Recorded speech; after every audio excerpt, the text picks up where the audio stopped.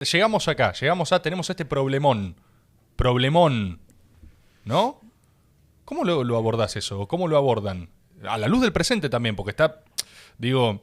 No, después hay decisiones técnicas sobre, en parte te lo impone el calendario, qué sé yo, por ejemplo, la reestructuración con los privados.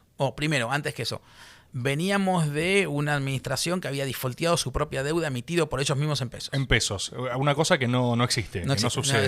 Es una categoría única, no sucede acá en ningún lado. ¿Por qué hicieron eso? Porque estaban dispuestos a cualquier cosa, pero no bajar la bandera del acceso al MULC y servir la deuda externa. ¿Qué es eso? No entiendo nada. ¿Qué es el acceso al MULC? El acceso, maximizar el acceso libre a los dólares. Ellos estaban dispuestos a cualquier cosa con tal de no poner controles de capital. El cepo era una cuestión fetiche.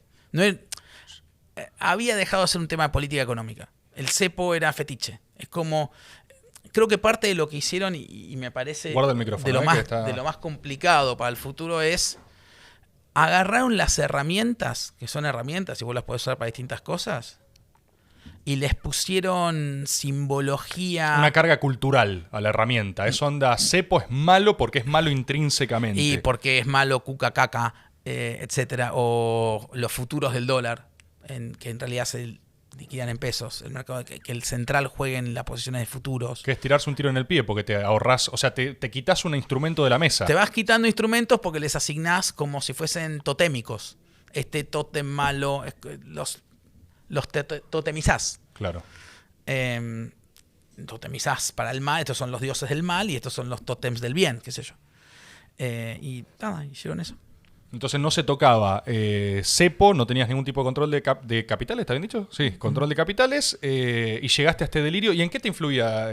No, eso después tenés que porque digamos, cualquier país lógico tiene que tener un sistema financiero en su propia moneda, porque si no tiene mayor nivel de dependencia. O sea, la deuda externa es dependencia, no es una declamación, es una definición, es así, es una descripción. Sí. Entonces, recomponer el mercado de capitales y recomponer la deuda en pesos era la primera prioridad.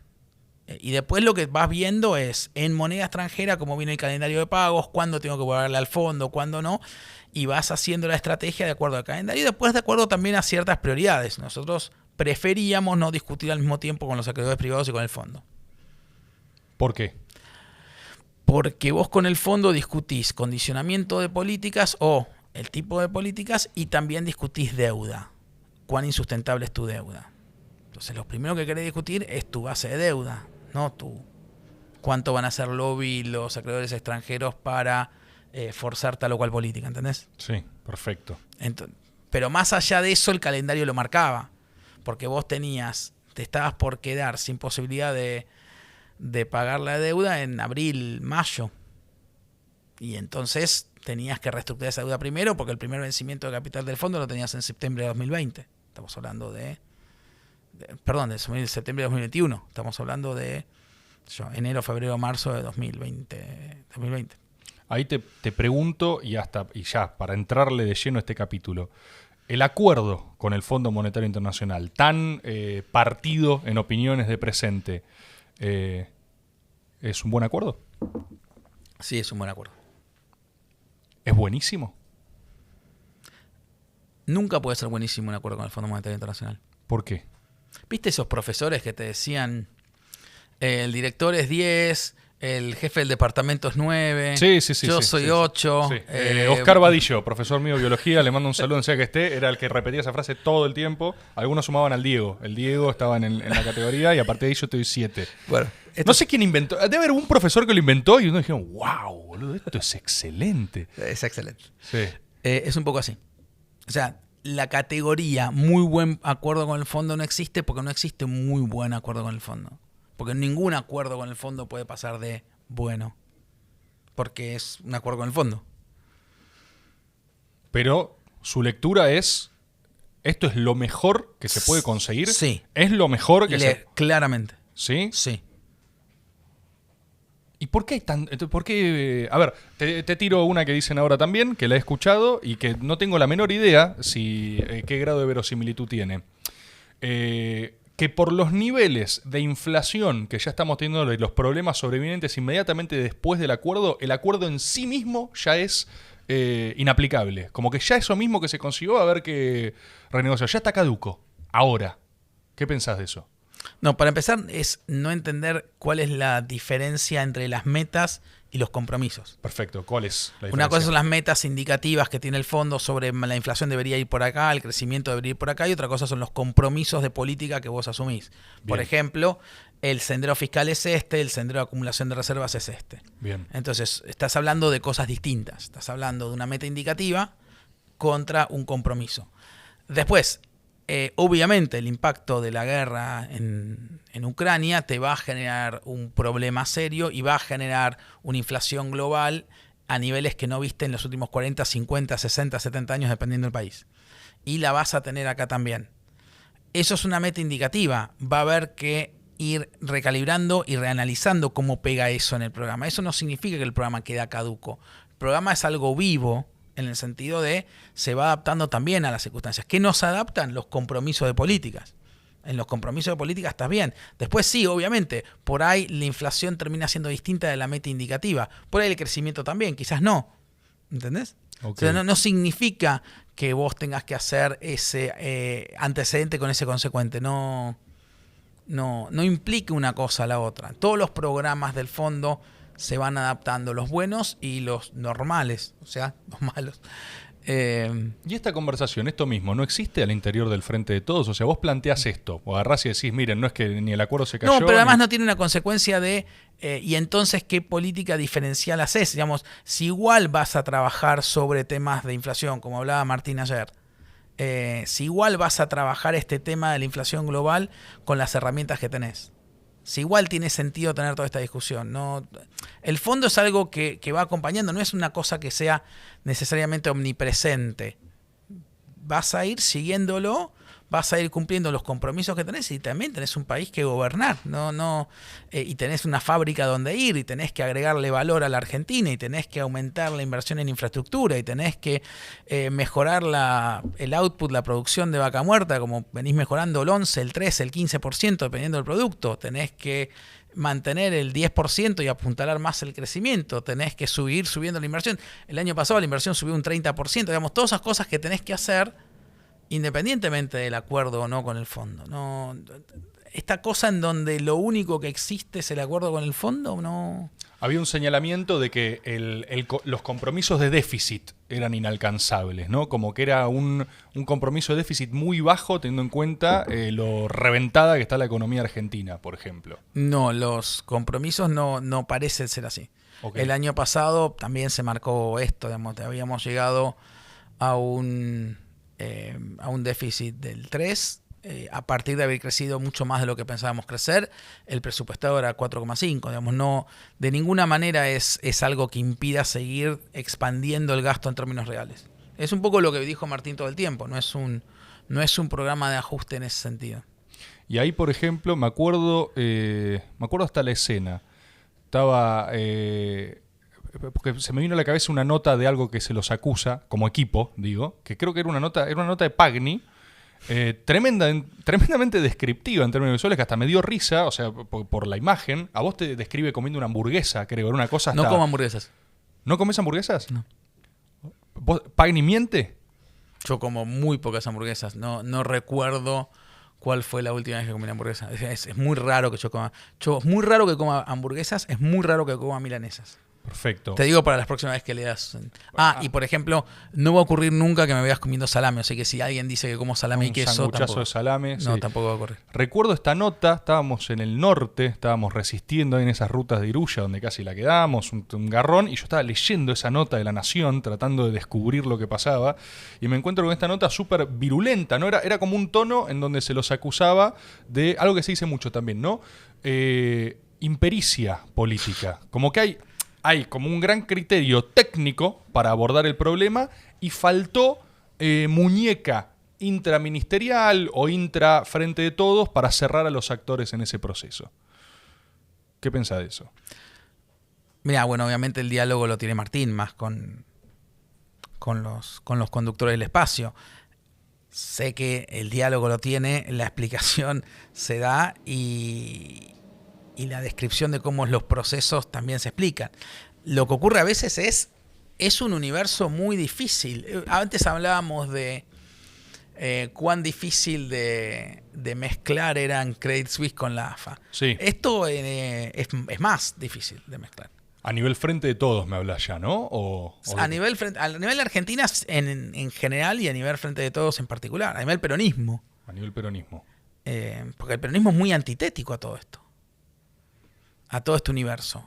A todo lo que es los programas de largo aliento del Fondo Monetario Internacional. Mismo la vinculación. Es una vinculación muy difícil.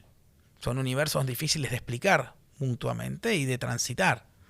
Entonces hay faltas de conocimiento. O sea, en el fondo no entienden cómo funcionan ciertas lógicas peronistas. Muchos de los actores del fondo.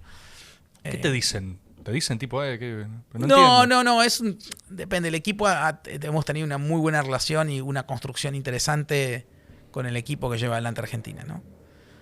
Pero eso no es todo el fondo. El fondo también tiene matices y digamos, es una orga de poder al fin del día. Sí, totalmente. Y como toda orga de poder tiene sus internas. Así que me parece que parte importante tiene que ver con que es un diálogo que se dio y hay una parte que tiene que ver con el límite natural de la comprensión de un fenómeno que por ahí te es tan ajeno que es difícil terminar de aprenderlo. Ok.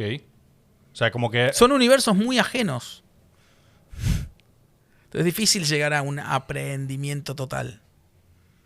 Entiendo. Y es un trabajo que hay que hacer todo el tiempo. Y por ejemplo, cuando surge... Cuando alguien del representativo del espacio, lo que sea, surge y dice, che, este acuerdo es una mierda. Quiero llevarlo al plano más porque quiero bajarlo de tecnicismos y hacerlo más acuerdo entre personas, entre humanos representando cosas. ¿Existe un WhatsApp, un llamado, un no sé qué, al estilo, che, qué onda? O sea, leí recién que tal... No, podés juntarte con compañeros y podés charlar y podés decir, mirá, vino Varoufakis, dijo que él no lo firmaría, dijo que es el mejor acuerdo del mundo mundial. ¿Sí? Como ocurrió. ¿Varoufakis dijo eso? Sí. ¿Sí? ¿El mejor acuerdo del...? Sí, dijo que es mientras dijo que él no lo firmaría porque cree que igual hay que ir en el camino donde vamos por el desierto, etcétera, etcétera, una definición de camino, sí, le parecía impresionante lo que se había logrado en ese acuerdo. ¿Y qué es lo que, si vos tuvieras que, o sea, no, si tuvieras sin condicional, defendiendo el acuerdo, como imagino que lo haces, ¿qué lo hace el mejor acuerdo posible? Es un acuerdo que no te fuerza a un ajuste del gasto en términos reales. Es un acuerdo que respeta la prioridad social argentina de la matriz jubilatoria. Es un acuerdo que no toca el núcleo de derechos laborales. Es un acuerdo que no empieza a joder con el tema de si hay brecha es que deberían devaluar. No es un acuerdo que te diga que el sendero de tipo de cambio está ontológica y estructuralmente atrasado y que toda la manera de explicar la brecha cambiaria es por un atraso cambiario, entonces devalúa. Eso no hay. Es un acuerdo que entiende que hay que ir retirando los controles de capitales en cuando pueda, sobre todo porque te determinan un menor nivel de inversión en la economía real, pero con cuidado y sin generar un mecanismo de estampida de salida. Y vuelvo a lo que te había preguntado antes. Es un acuerdo que entiende que hay un rol. Es un acuerdo que entiende que hay un rol importante para los acuerdos de precios y salarios. ¿Ya está? Voy haciendo mi autoscan. Pero esencialmente sí, por ahí se me ocurre uno y después, viste, uy, qué nabo. No, está perfecto. Igual uy, qué nabo me va a pasar. Y hay tiempo escuchaba aparte. a Lackerman el otro día en un excelente episodio acá, que decía, seguramente me equivoqué 1000 veces, y después trataba de hacerte lobby y te decía, uy, cuando hagas los cortes, cuidame. Sí. No hay cortes, ya lo sabés. Cortes, no de cortes, sino de extractos. Ah, eso es perfecto. Sí, igual ahí hay algo que no se controla, ¿eh? Acá la gente lo mira, agarra y dice, acá esto está como el orto, y lo voy a cortar. Bueno, Lackerman hacía lobby para que los cortes... Para que sean benévolos con sus propios cortes. Sí, él sabía lo que estaba... Perfecto. Gran episodio el de Lackerman, ¿eh? Bueno, va a estar contento él, Adrián también, le mandamos un saludo.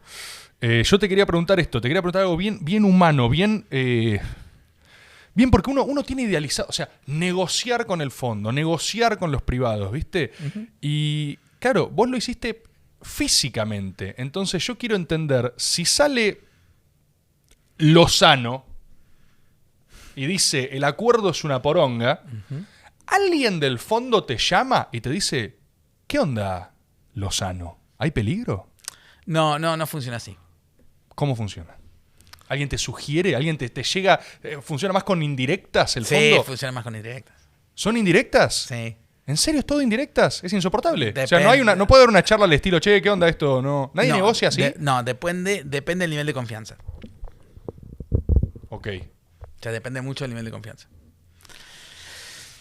Si tenés un alto nivel de confianza, es directa, a veces es directísima. Mirá. Si no tenés tanta confianza y te mandan mensajes cifrados, te mandan mensajes cifrados. Y vos tenés que como, mirá. Sabés lo que se están diciendo. ¿Sí? Sí, no te hace falta mucho. ¿Tenés algún, o sea, pensalo, si no lo tenés a mano, no, pero algún ejemplo de mensaje cifrado, medio indirecta, medio tipo, estamos viendo con preocupación? No, eso es redirecto. Estamos viendo con preocupación, no sé. ¿Cómo me gustaría saber esto? ¿Cómo me gustaría ver el...? Sí, a ver. ¿Qué sé yo? Alguien te puede decir... vemos con un gran beneplácito la intervención del Congreso y el debate social respecto del acuerdo. Notamos que parte mismo de la coalición gobernante no comparten la misma visión y nos preguntamos la extensión de este desacuerdo. Nos hacemos interrogantes al respecto de algo así. Ponele, por decir.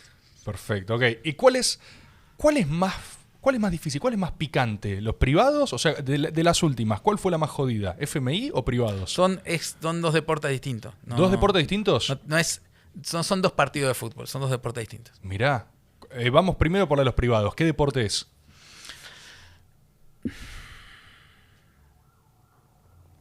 Es un deporte...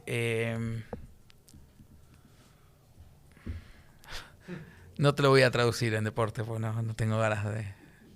Describime sus fundamentals. Solo vos tenés esta información y necesito saberla. No, tiene cosas de fútbol australiano. ¿Fútbol australiano? ¿Cómo? O sea, nunca vi... ¿Me pones, Tommy, una imagen de fútbol australiano? Porque no sé ni... ¿Cuál es fútbol australiano? ¿Nunca viste un partido de fútbol australiano? Nunca vi un partido de fútbol australiano. Pero bueno, si querés andar escribiéndomelo y yo voy a ver... prefiero no. ¿Qué es el fútbol australiano? What is AFL? Es como... ya sé qué es esto. Tan re loco, boludo. Ya sé qué es esto. Es esto que es medio rugby, medio fútbol. De repente uno la patea, la siente. Mirá, esto es negociar con privados. Visualmente esto es... De repente rompes el arco y la pateás y no se entiende una mierda.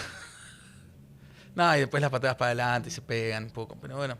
Esto es privados. Así se ve una negociación con privados. No es necesariamente así. Lo que quiero decir es...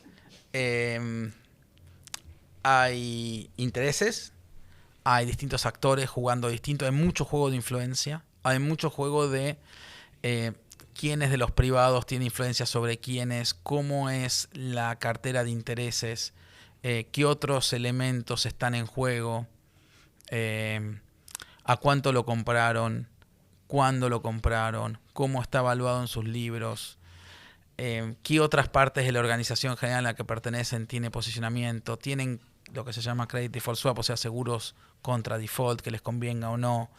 ¿Tienen un valor marca? ¿Están esperando y visualizando que después lo que sea que cierren acá se va a aplicar en tal y tal y cual país? ¿Están posicionados en ese cual y cual país? O sea, hay una cantidad de sensores de información e intereses, muchos de los cuales son subterráneos y con actores múltiples, en situación de equilibrios múltiples, que lo hacen muy complicado, en donde tenés que tener claro cuáles son tus límites de avance y cómo vas tratando de generar algún nivel de consenso con la masa de ellos y cómo vas moviéndote hacia tener el mayor nivel de número. Entonces, al final del día, entre los más influentes, más extremos, hasta vos, hay un montón de gente en el medio que va teniendo posicionamientos más moderados o menos moderados, y de repente en el proceso ves que los moderados se radicalizan o que algunos que están más o menos en el medio se te acercan, y es un poquito también ese juego. Y es muy dinámico en esas características y nada, tenés que tener bien en claro qué estás defendiendo, por dónde venís y qué es viable. y cuáles son tus apoyos y cómo los vas maximizando. ¿Y ha habido, por ejemplo, Sergio, reuniones, o sea, hubo reuniones que se pudrió mal? Tipo, ¿hubo reuniones picantes, como que te la picantean y te tiran a nivel personal? Hubo un poco de eso, pero siempre hay un poco de eso. Es distinto cuando hay eso por Zoom que personalmente. O sea, hay picanteada por Zoom. ¿Personalmente menos? Es distinto, porque los mecanismos de salida son distintos. Hubiera sido más llevadera personalmente las picanteadas. Las picanteadas por Zoom pueden ser muy picantes. Martín es muy bueno para la picanteada porque por ese tema de monje zen. Pero no me lo imagino. Martín no picantea. No, pero si se la picantean, devuelve. Muy buen jugador de tenis. Devuélvela, o sea... Devuelve con firmeza. ¿Ha habido insultos? No exactamente. ¿Ha habido descripciones peyorativas como... Pasa que a ustedes les falta... O sea, a ustedes no les da para esta... O sea, me quiero imaginar... sobre todo me la imagino en la de los privados, porque en público el FMI no digo que sea menos picante, digo que son como funcionarios de un organismo internacional. Te dije, es otro deporte. Pero el privado, cuando se te sienta, sí, digo mucho BlackRock porque me faltan nombres, porque creo que fue de los más trabados, si no me equivoco. Pero se te sienta José BlackRock y es la mía. O sea... Sí, José BlackRock, si vos tenés mucho poder, tendés a no sobreactuar tu poder. Tiene sentido. Entonces es muy difícil que alguien de BlackRock sea muy violento. ¿Y cómo se siente entonces ese poder? O sea, porque hacértelo sentir, me imagino que te lo hacen sentir. Se siente en la influencia, se siente en cómo están parados y además lo vas viendo en relación a cómo se te va moviendo la gente que está en el medio. Pero para que te pongas así medio insultante, cancherito, provocador, no estás arriba de la cadena zoológica. Estás en el medio, 3/4. Claro, Recuerdo Barriga, estás prepoteando para llegar. Claro. El que ya está arriba, o sea, está como, a ver, ¿qué ofreces? Sí, estás prepoteando para llegar. Y hay algo ahí que... Y sobre todo para que los demás vean, mirá qué picante. Es un picante. Es un picante, claro. Y entonces las capas medias eran más picantes, capaz. Había y algunas capas medias bajas sí son más picantes, claro. Mirá, ¿quién es más picante? No. Casi. Pregunta. Siento, o sea, me trato de imaginar un proceso de negociación y es como que no puedo escapar a los lugares más comunes de, o sea, a vos te piden 10 y vos decís, te ofrezco 7, te dicen, no, 10. ¿Cuánto margen tenés? O sea, porque al fin y al cabo son personas, al fin y al cabo son palabras y al fin y al cabo es, mirá, esta es mi capacidad de pago, o sea...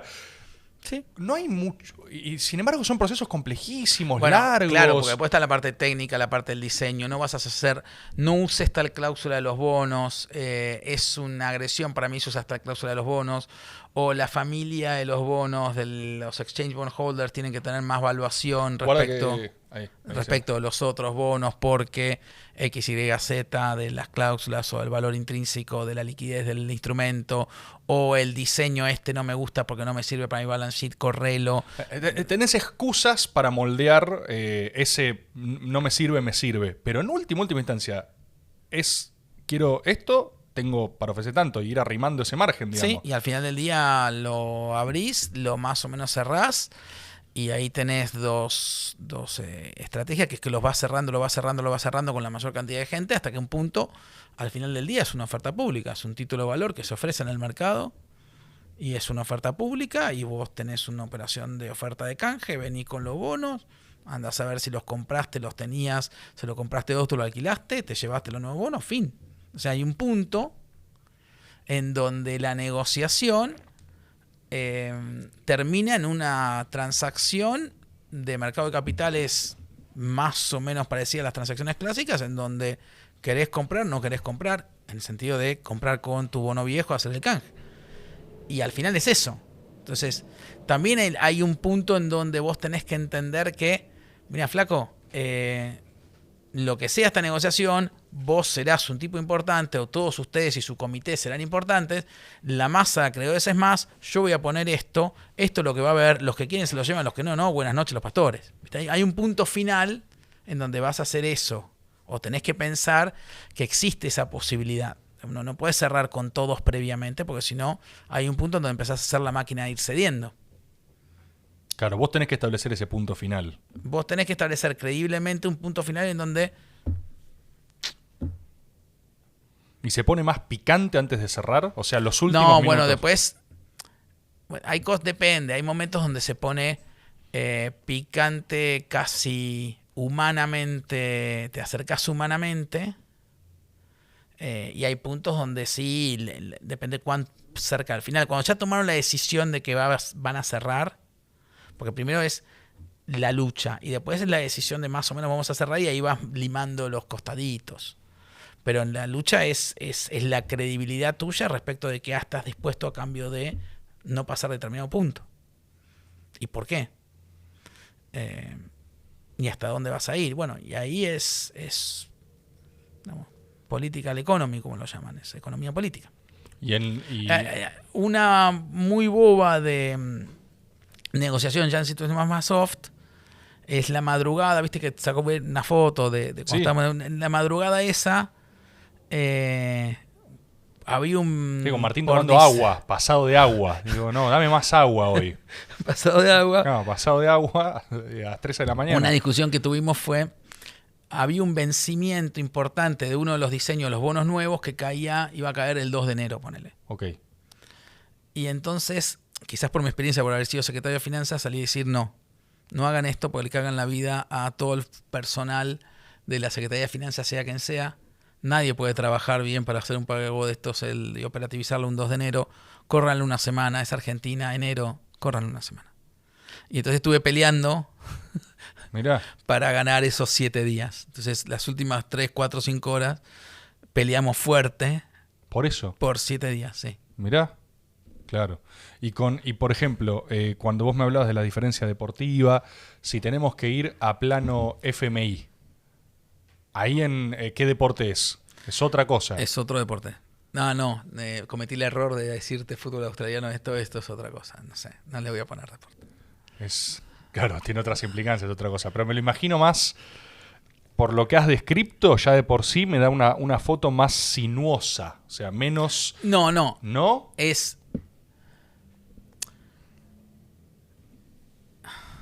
Lo otro tiene mucho ancho, alto, largo, con mucho volumen de cosas. Y muchas incógnitas de vuelta, porque vos tenés que saber al máximo posible dónde están, quiénes son y por qué están ahí. Entonces tenés que saber más de tu contraparte que no sabes. Bien. Porque hay una tendencia en la arquitectura financiera internacional en donde se ha establecido que hay como una especie de obligación de transparencia de los estados y derecho a la opacidad de los privados. Perfecto. Entonces, esa asimetría de poder existe. Tenés que lidiar con eso, tenés que tratar de minimizarla. No por lado ocultar las tuyas cosas, porque no podés, pero tratando de saber más sobre ellos, de la manera posible. Pero existe este ethos, ¿viste? No, el Estado tiene que ser todo transparente. Claro, yo soy no. Entonces, ¿Qué te voy a mostrar? Claro. Y ese contraste es un contraste que te saca o que los empodera en términos relativos. Claro. Con el fondo, esa dimensión no está. Claro. Todos full Monty. Todos sabemos dónde estamos todos. Lo que ocurre es que dentro de la institución, siendo un órgano de poder, hay procesos internos, movimientos. O sea, son más complejas las internas del organismo y los bandos. ¿Cómo funciona eso? Hay un consejo del FMI que vota, o sea, que necesitas la mayoría de un algo. Al final es un directorio, claro. El directorio ejecutivo, yo soy uno de los 24 directores ejecutivos. Hay un directorio ejecutivo que vota por distinto poder de voto de cada agrupación. Algunos son monopaís, algunos son multipaís. Y se va generando la coalición de esa voluntad. Ahora, también eso influencia el proceso de cómo el staff va llevando un determinado proyecto, producto o acuerdo. Y el staff se va correlacionando con el management y con el resto de las jerarquías de los distintos departamentos del Fondo Monetario. El departamento de estrategias, el departamento de finanzas generales, el departamento de legales, el departamento de mercado de capitales, el departamento de estadísticas, el departamento de investigaciones. En fin, hay una cantidad de departamentos entre regionales y temáticos. Y después, digamos, lo que son más las autoridades. del organismo en sí, después lo que son la representación de los accionistas, que obviamente cada uno tiene poder de voto distinto y una influencia distinta. Entonces vos vas generando una relación con tu staff que más o menos va llevando adelante el caso. Hay un punto en donde es tu contraparte, pero hay un punto donde también son no tus socios, pero tus contertulios, tus aliados dentro del proyecto de llevarlo adelante cuando más o menos llegas a un acuerdo. Claro. Por eso existe lo que se llama Staff Level Agreement, el acuerdo a nivel staff. Ya está en acuerdo vos con tu staff. Ahora falta, qué sé yo, en nuestro caso el Congreso, no existía antes. Todo este ejercicio fue una cosa fuerte. Y en el caso del fondo, en el directorio ejecutivo, de ir terminando de generar las voluntades respecto de esto. Vos me decías antes que no hay tal cosa como un muy buen acuerdo con el fondo, ¿no? Un concepto. Pero te pregunto más, casi que hasta a nivel personal me interesa saber, después de todo esto, de algo que es una tarea titánica y que sigue todavía, no es una cosa conclusiva, ¿vos sentís orgullo de lo que hicieron? O sea, agarrás y decís, esta era difícil y se logró. ¿O qué? A nivel personal, me interesa, ya no te estoy preguntando por una representación de bloque, como vos decís, la verdad que... Sí, siento orgullo, siento menos orgullo que alivio. ¿Por ende sentís más alivio que orgullo? Sí, claro. Bien, ahí está. Cómo funciona mi lógica deductiva, Pero sí, siento orgullo. El problema es, de vuelta, muy relacionado a que no hay un muy buen acuerdo con el fondo. No, eso lo entiendo. Entonces eso también me limita al orgullo. Y la idea de alivio... No puedo tener mucho orgullo sobre un buen acuerdo. No, lo entiendo. Igual yo a veces siento que falta... Me resulta tan extraño que en toda la áreas del gobierno, en una situación increíblemente compleja, no haya alguien que diga, este es un acuerdazo, ¿viste? Pero es que pasa esa paradoja ¿Y por esa paradoja responde más a condicionantes psicológicos internos de la propia dinámica de poder o responde más, ¿entendés? A que efectivamente no hay? Yo siento que si hice algo imposible, digo, loco, la rompí toda. Sí, bueno, qué sé yo. ¿Jugás al fútbol? Sí. Sí, soy pésimo, pero me gusta. ¿Tenés equipos en alguna liga en la que jugás? No, mucho menos. No. La única vez que hice eso fue en la secundaria, un periodo de tiempo de mi vida y después ya no. Bueno, vos imaginate que estás en una liga y estás en un equipo y jugás contra el equipo que le gana a todos y el equipo que normalmente te ganaría y termina el partido empatado. Empataste con el que en los papeles te iba a hacer 4 goles. Y le hiciste pasar mal y empataste bien. Claro, tenés la paradoja de festejar un empate, digamos. Es como... Pero entonces puertas adentro lo están festejando. O sea, queda mal de prensa decir, uy, un empate. Pero, loco, cuando vos crees que te van a cagar a goles y empatás, decís, vamos. Yo te pondría que tengo alivio y orgullo. Me mantengo en... ¿Y sentís una cosa no... Pero no mucho orgullo. ¿Sentís una cosa no correspondida en eso? Como que vos vienen todo golpeado de lo grado difícil y acá no... La palabra no es no correspondida. Yo creo que es un tema también de comprensión y de dimensiones. Vos lo vas a ese plano, una cuestión de la comprensión. Y el dimensionamiento de lo que es y de lo difícil que es articular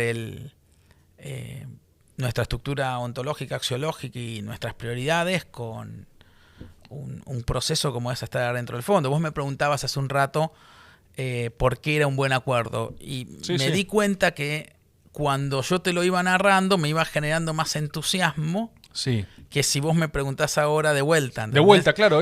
Y entonces me tengo que acordar de, mirá estos logros. La puta madre, si querés. ¿Entendés? Y ahí te da.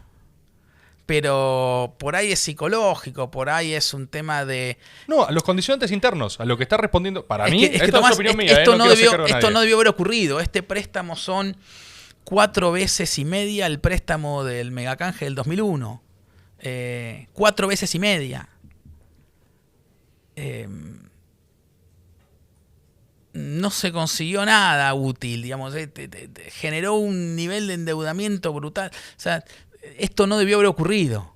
De verdad no debió haber ocurrido. Si llegaste hasta acá, significa que amás el método. ¿Sabés qué haría alguien que ama el método? Estaría suscrito a este canal para ver todos los videos completos y sus clips.